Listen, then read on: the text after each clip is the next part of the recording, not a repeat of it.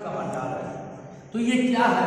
ये सुरंगों का भंडार है, जो 3 पानी की लंबी गुफा, और इसी गुफा के भीतर में जैन मुनि गौतम स्वामी तपस्या करते थे।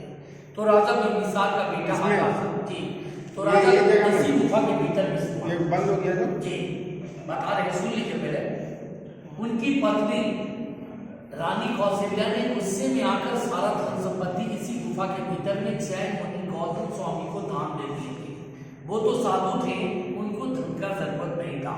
वो अपनी तपस्या के बल में पत्थरों की चट्टानों से दरवाजा को ब्लॉक कर दिया गया।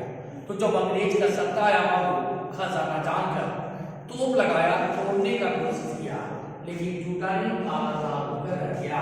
उसी समय भारत का प्रथम वैज्ञानिक डॉक्टर जगदीश चंद्र बसु ने जब गर्म पानी को रिसर्च किया, तो ऐसा पता चला कि इस पहाड़ के भीतर में काफी विस्फोटक पदार्थ है, जैसे लोहा, गंधक, आयरन, सल्फर की मात्रा।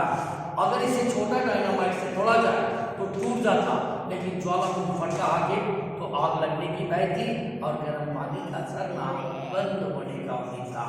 इसी निर्भय के कारण ब्रिटिश गवर्नमेंट इसे राज का राज रहने दिया और दर्जा खुलने का एक मंत्र लिख दिया दीवार पर। वो मंत्र का नाम था शंख लिपि।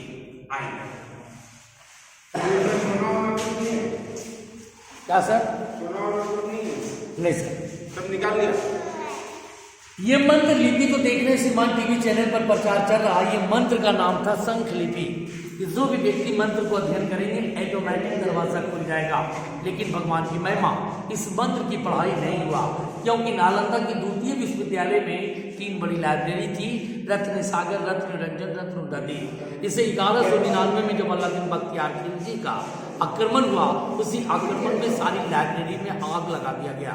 तो 6 माह तक इसकी पुस्तक जलते रहा। इसी कारण से कुल सिर्फ 1 सिस्टम का कोड वापस में रह गया।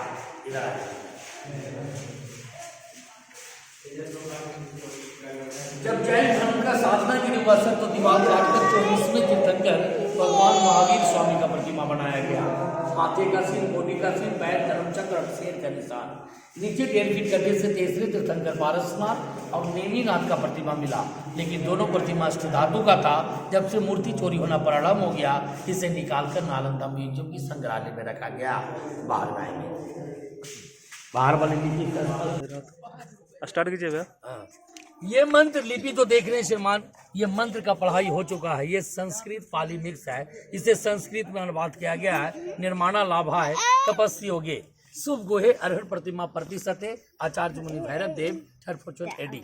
इससे क्लियर से निकलता है सर कि राजा बिंबिसार का बेटा अजातशत्रु राज किया। अजातशत्रु का बेटा उदयन, यहाँ से राजधानी उठाकर पाटलिपुत्रा में बसा दिया गया। तो कालांतर में जगह खाली पड़ गया, यानी 1700 साल पूर्व मुनि भैरव देव साधु ने पहाड़ काटकर 2 गुफाओं का निर्माण किया। एक पश्चिमी गुफा और इसकी बगल में पूर्वी गुफा। दोनों गुफाओं से तीर्थंकरों का प्रतिमा मिला। उसी तीर्थंकरों में 23वें तीर्थंकर, इनके माथे पर 7 फन का निशान था, जो अलाउद्दीन बख्तियार खिलजी ने नष्ट किया।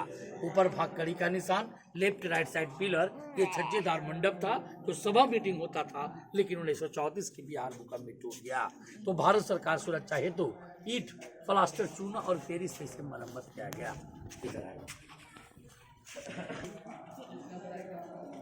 ये जो देख रहे हैं आगे, जैसे देखने में लग रहा है आपका अशोक चक्र, लेकिन ये जैन धर्म चक्र है। अशोक चक्र में 24 तीलियां होते हैं, जैन धर्म चक्र में 32 तीलियां होते हैं।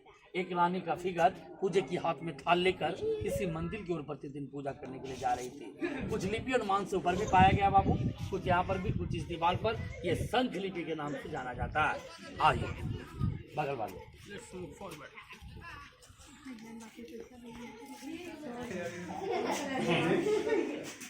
ये गुफा जो देख रहे हैं आगे में, ये पूर्वी गुफा, ये जंगल झाड़ी मिट्टी नालंदा की तराई जैसा ढका हुआ था।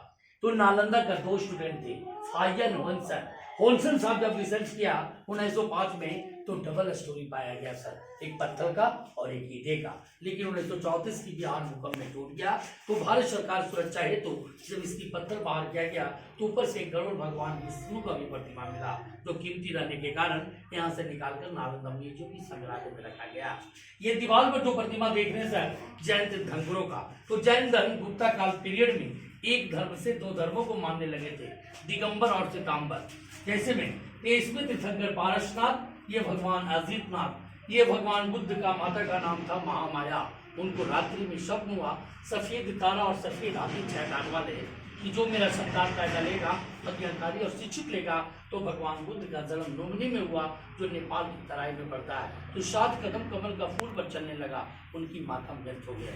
जब भगवान बोधगया में बौद्ध वृक्ष के पास तपस्या किए थे, उनका बनाया गया, लेकिन अल्लादीन बख्तियार खिलजी ने सारी प्रतिमाओं को नष्ट किया। तो आपका पुराना राजगीर बसाया गया बस स्टैंड के पास, जो अजातशत्रु किला मैदान के नाम से जाना जाता है। तो राजगीर का ओल्ड नाम बोला गया बाबू गिरिवर्क्ष। गिरी का मतलब होता है पहाड़, वर्ष विश्वासी।